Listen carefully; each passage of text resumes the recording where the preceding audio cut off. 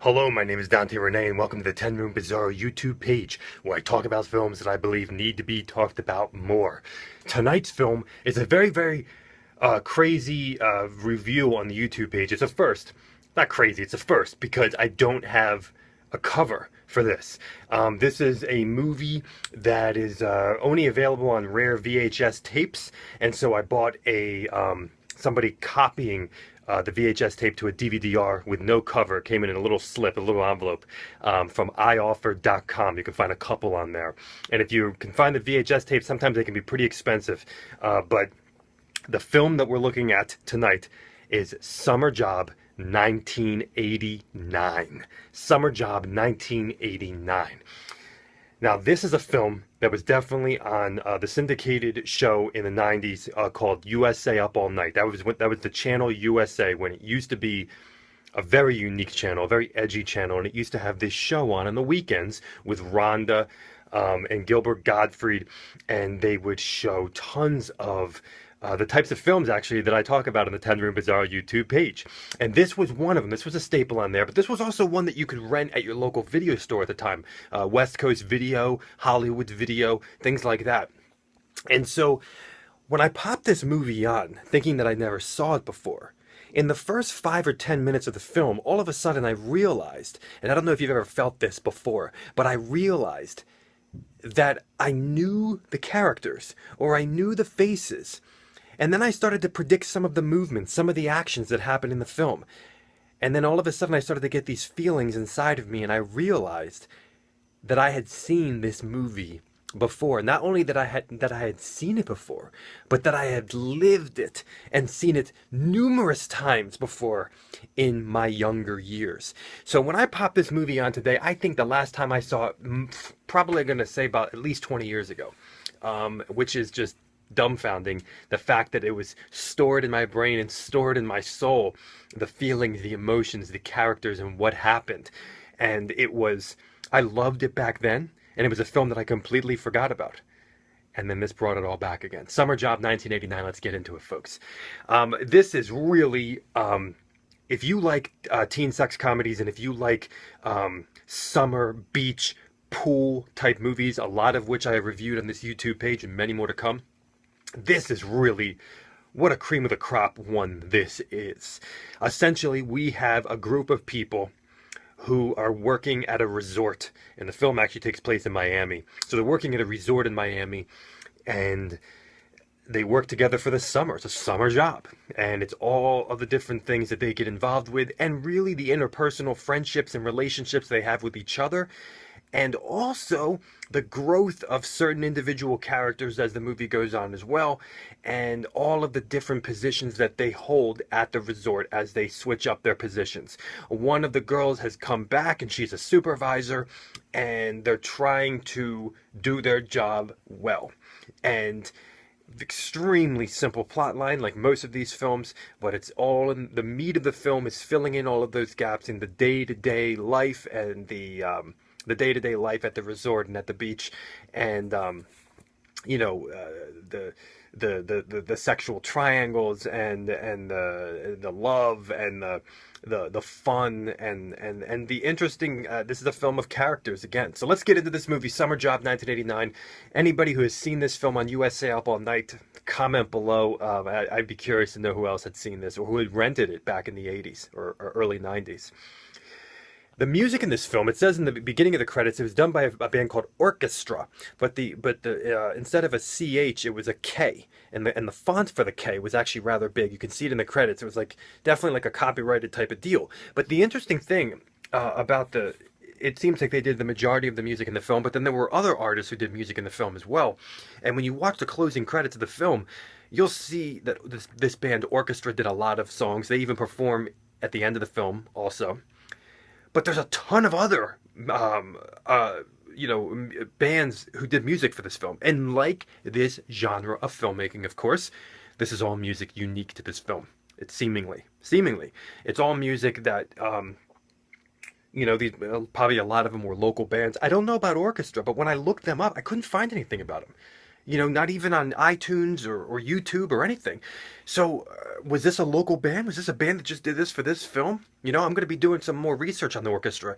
But the music in this film is chock full of music. And I'm going to tell you right now, if you love 80s pop rock music with mostly male vocals, keyboards, guitars, drums, and even some electronica and sometimes some 50s influences, but if you like pure 80s pop rock, this soundtrack will completely blow your mind. It blew my mind. Okay, it's so freaking awesome.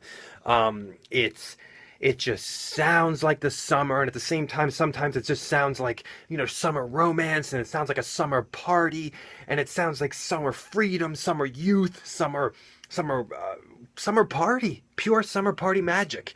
And it's chock full of music. And this movie has a good number of montages. A lot of these films, and even some 80s horror films, have like one montage, right? One musical montage. This film has a handful of montages, and they're all awesome. They all work well, and I was looking forward to each one as they came, and I just wanted to rest in each montage as it was happening. So there's a good number of montages in this film, and the music is just spectacular. I think a lot of it was done by orchestra, and you'll see the band orchestra at the end of the film also with a big K.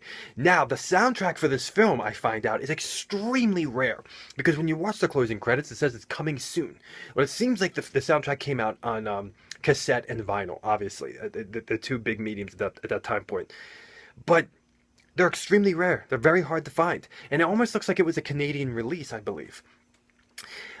So today I actually looked up on Amazon and I found a cassette copy for like $14. So I was like, bam, got it, immediately, because the soundtrack was just way too good. So let's get into some more aspects of this film here. As I said previously, and you'll see in the credits, the film was filmed in Miami, okay? So you're going to see palm trees, you're going to get that vibe. You even get a little bit of overcast. It's not always like totally sunny in the film, which was very interesting for a film of this genre. But this is a film where you're getting tons of palm trees, but not the West Coast, okay? This is a Florida teen sex comedy, which was fairly common for teen sex comedies, especially in the 80s.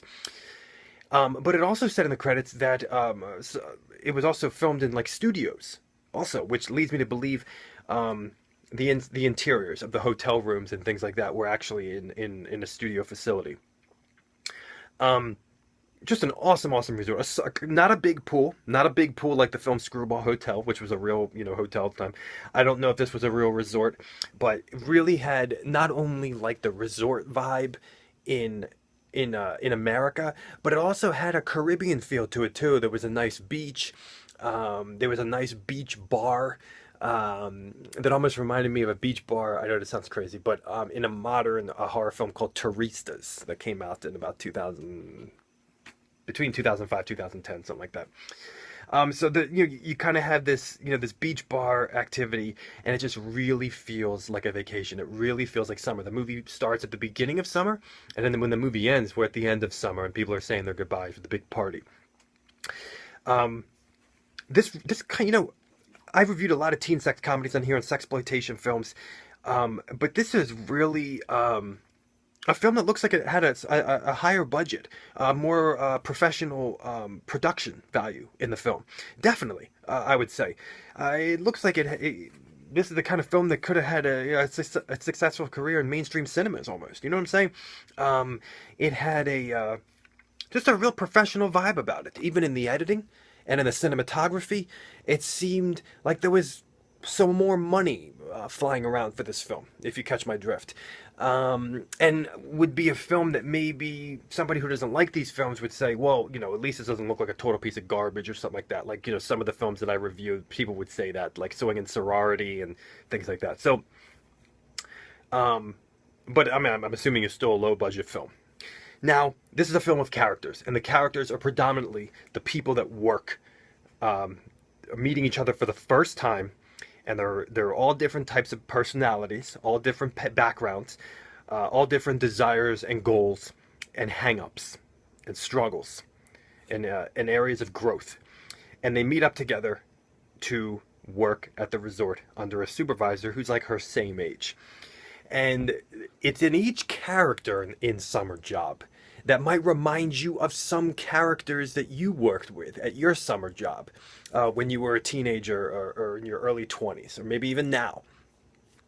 And we have, sometimes you work with stereotypical characters, but in this particular film, the characters, you got some stereotypes, the hornballs, you have the fat guy and stuff like that.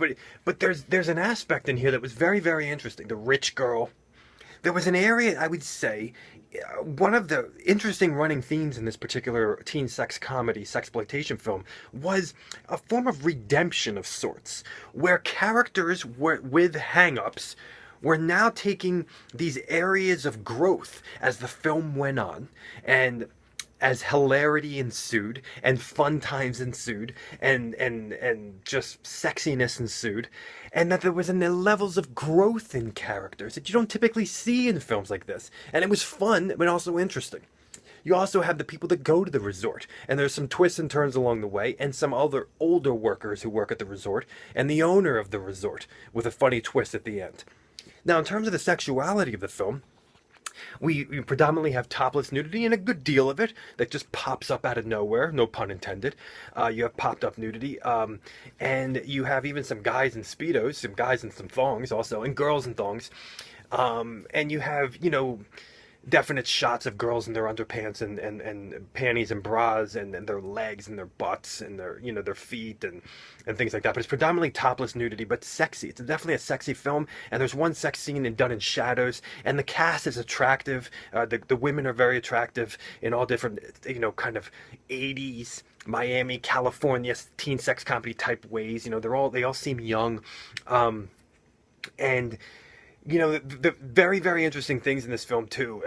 We even have some very bizarre stuff dealing with kind of a brothel, a hooker type place. And there's also a very bizarre scene with a frog in a blender that brought like a surge of shocking violence to the film. I believe it was real, but it'll just like, out of nowhere, some weirdness happens, which is great because these films have no boundaries, in terms of what they can do. Sometimes they'll throw horror in, just interchange it back and forth, which is great. And, there's humping, there's, like Playboy magazine pages and things like that. Or they could have been Penthouse, I don't really know. And so you have all those things kind of mixed together in there, and you have some emotional values in here as well. The same emotions you might feel when the summer ends and the memories are over.